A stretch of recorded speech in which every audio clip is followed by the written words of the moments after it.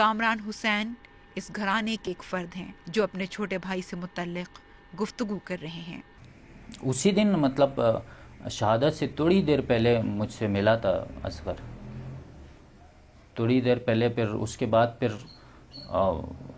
وہ ایک قیامت کا سما تھا، ہم سارے چلے گئے تھے ہاسپٹل سی ایم ایچ میں، ہمیں بالکل پتہ ہی نہیں چلا کیونکہ بلاسٹ کے بعد بالکل ادھر ایک قیامت سا ایک منظر تھا۔ تو ہم جب سی ایم ایچ، تو مجھے پتہ نہیں تھا، کزن نے مجھے فون کیا کہ اصغر علی جو ہے وہ زخمی ہے، اس کے پیر پہ جو ہے گولی لگی۔ تو میں نے کہا چلے ٹھیک ہے، اور دوسرے بھی سارے دوست تھے وہ زخمی تھے، ہم ان کے ساتھ بلڈ وغیرہ ارینج کر رہے تھے ان کے لیے جو جتنے بھی انجرڈ تھے۔ تو پھر بار بار مجھے کبھی ماموں کا فون آ رہا تھا، کبھی کزن کا، کبھی دوسرے کزن کا۔ مجھے پھر یہ نہیں پتہ چلا کہ اصغر شہید ہوا ہے۔ وہ مجھے ایسے ہی کہتے تھے کہ اصغر آپ کہاں ہو؟ میں کہتا تھا میں سی ایم ایچ میں ہی ہوں۔ تو وہ فون پہ کہتے تھے کہ آپ سی ایم ایچ میں کس وارڈ میں ہوں؟ میں کہتا تھا فلاں وہ میڈیکل وارڈ میں ہوں، سرجیکل وارڈ میں، جس طرح جہاں پہ بھی وہ تھے ہمارے زخمی۔ تو پھر انہوں نے مجھے آخر میں کہا کہ آپ ذرا آ جاؤ کیجویلٹی کی طرف۔ میں نے کہا چلے ٹھیک ہے۔ انہوں نے جب زیادہ مجھے کہا تو میں آ گیا تھا کیجویلٹی کی طرف۔ تو ادھر میں نے جب دیکھا کہ اصغر کی جو ڈیڈ باڈی ہے وہ ایمبولینس میں پڑی، اور سارے ہمارے جو کزن تھے، میرے والد صاحب، وہ سارے ایمبولینس کے پاس، وہاں پہ پھر مجھے پتہ چلا کہ وہ شہید ہوئے۔ کامران بھی جلوس میں تھا، کامران جلوس میں تھا کہ جلوس میں دھماکہ ہوا۔ اس نے فون کر کے بتایا جب میں گھر پر تھی، اس کا بھائی اور اس کے کزن بھی تھے۔ جب مجھے فون آیا تو میں نے کہا کیا ہوا؟ کہا کہ اصغر شہید ہو گیا اور سی ایم ایچ اسپتال میں ہے۔ فون پر میں نے یہی سنا۔ ان کو میں بد دعا دیتی ہوں، ہر لمحہ ہر وقت خدا ان کو نیست و نابود کرے جو معصوم جوانوں کو شہید کرتے ہیں۔ ہر وقت بد دعا دیتی ہوں، اٹھتے بیٹھتے۔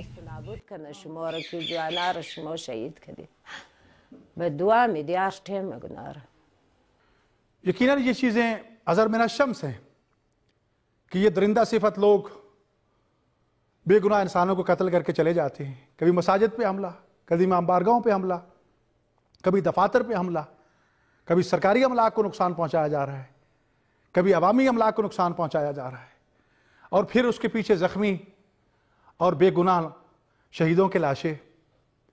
کوئی ایک فرد اپنے گھر کا کفیل ہوتا ہے، کوئی پرسان حال اس کے بعد نہیں ہوتا۔ کیا ان لوگوں کی بد دعائیں عرش الہی کو ہلا نہیں دیتی؟ مظلوم کی بد دعا کبھی رد نہیں ہوتی، اور ایسے درندہ صفت انسانوں کو یہ جان لینا چاہیے کہ جس کا کوئی نہیں اس کا اللہ ہے، اور جس کا اللہ ہے اس سے بڑھ کر طاقتور کوئی نہیں ہے۔ کہتے ہیں کہ پاکستان میں دہشت گردی دراصل دہشت گردی کے خلاف پاکستان کی جنگ کا ایک رد عمل ہے۔ دہشت گردی کے خلاف عالمی جنگ میں ساتھ دینے کے نتیجے میں یہاں خودکش حملوں کی ایک نئی شکل، ایک نئی طرح کی دہشت گردی شروع ہو گئی ہے، اور سانحہ کوئٹہ اس سلسلے کی ایک کڑی ہے۔ میری چھوٹی بیٹی کہتی ہے امی چلو ابو بابا کے پاس چلتے ہیں، بابا آپ کو ہاتھ سے کھینچ کے قبر میں لے جائے گا، آپ مجھے کھینچ لیں، میری بابا کے پاس جا رہے۔ میں کبھی کہتی ہوں بابا کربلا گئے ہوئے، ہم بھی جائیں گے۔ ان کی شہادت کے تقریباً 2 مہینے بعد بھی ہم لوگ کربلا گئے تھے زیارت کو، تو اس سے بھی ہم لوگوں کو کافی بہت زیادہ مولا کے صدقے ہمیں بہت سکون ملا، میرے بچوں کو۔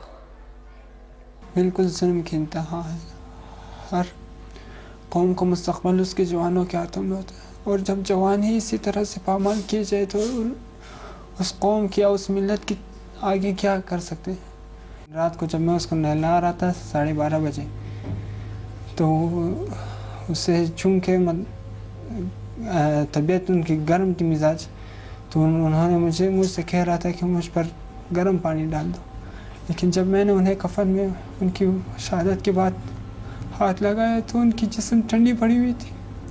میں نے رو کر ان سے کہا کہ ابھی تمہیں سردی نہیں لگ رہی کیا؟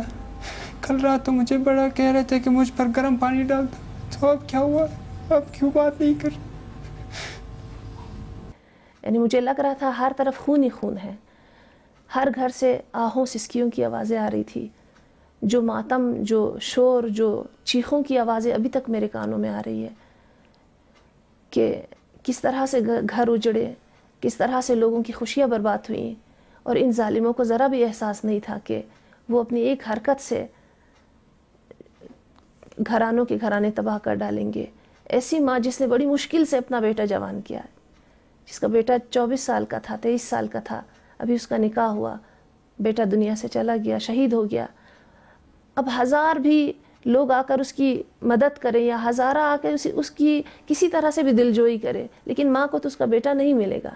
3 ستمبر کی دوپہر نماز جمعے کے بعد پورے ملک میں یوم القدس ریلیاں نکالی جا رہی تھیں کہ کوئٹہ میں القدس ریلی پر حملے کی خبر جنگل میں آگ کی طرح پھیل گئی۔ اس خودکش دھماکے میں 12 سے 15 کلو بارودی مواد استعمال کیا گیا تھا۔ شہید ناصر عباس کے ماموں عباس علی کو بھی ایک بری خبر نے آ گھیرا۔ کال کیا اس کے موبائل پر، بہت میں نے ڈائل کیا، نہیں ملا۔ پھر موٹر سائیکل میں نے نکال کر کے وہ بم والے دھماکہ ہوا تھا میزان چوک، ادھر گیا، کال کیا، یہ نہیں ملا۔ پھر آخر کال مجھے اسی نمبر سے آ گیا۔ میں نے بولا چلو شکر ہے یہ بندہ آ گیا۔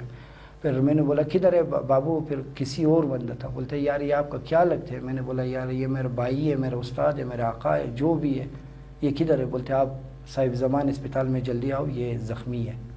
پھر ہم تقریباً 7 منٹ میں 8 منٹ میں ہم ادھر موٹر سائیکل پر، اتنا اسپیڈ آیا زندگی میں نے اس طرح موٹر سائیکل میں نہیں چلایا۔ جب آ گیا پھر وہ نہیں تھا، پھر کسی بھائی نے مجھے وہ اس کا سروس کارڈ تھا، لائسنس تھا، وہ مجھے دکھایا، اور 3200 کچھ پیسے تھا، 25 روپے تھا، 30 روپے وہی اس کے جیب میں تھا۔ میں نے بولا کدھر گیا؟ بولتے SMH اسپتال لے گیا۔ پھر اس نے بولا ہمت رکھو، وہ اس دنیا میں نہیں رہا۔ پھر مجھے بہت رونا آیا، بہت وہ گیا۔ ہم نے بولا ابھی اس کا ماں کو، اس کو بہن کو میں کس طرح جواب دے دوں؟ ماں کو مادرم نا، میں اس کی ماں ہوں۔ میرا جگر جس طرح پارا پارا ہوا میں کس طرح بتاتی؟ میرا دل اب خون خون ہے۔ اس پر میری نظر پڑتی ہے تو پریشان ہو جاتی ہوں۔ بس مجھے اس کا انتظار ہے، بس اور بس انتظار۔ جس طرف نگاہ ڈالتی ہوں اس کی تصویر پر نظر جاتی ہے، اس کی چیزوں پر نظر پڑتی ہے، اور کچھ نہیں بچا سوائے لا حاصل انتظار کے۔ چراغ زیست بجھا کر میرا نہ جشن منا، شہید راہ خدا ہوں میں اب بھی زندہ ہوں۔ رات کو جب سوتا ہوں اس کا سرانا اپنی گود میں لیتا، اس کے بستر پہ سوتا اور اس سرانے کو چومتا، اپنے ہاتھ اس پہ رکھتا ہوں کہ یہ سمجھوں کہ میرا بیٹا میرے رات پکڑا ہوا سو رہا ہے، اور صبح اٹھ کے میں پہلے نماز پڑھ کے اس کے بعد اس کی قبر پہ جاتا، جب تک نہ جاؤں مجھے چین نہیں آتی۔ 20ویں صدی کے دوران سیمٹیکس جیسا دھماکہ خیز مواد سامنے آیا جو بجلی کے سرکٹ سے پھٹتا تھا۔ سیمٹیکس اور ٹیلی ویژن کے زیر اثر دہشت گرد زیادہ مہلک اور باخبر ہوتے ہیں۔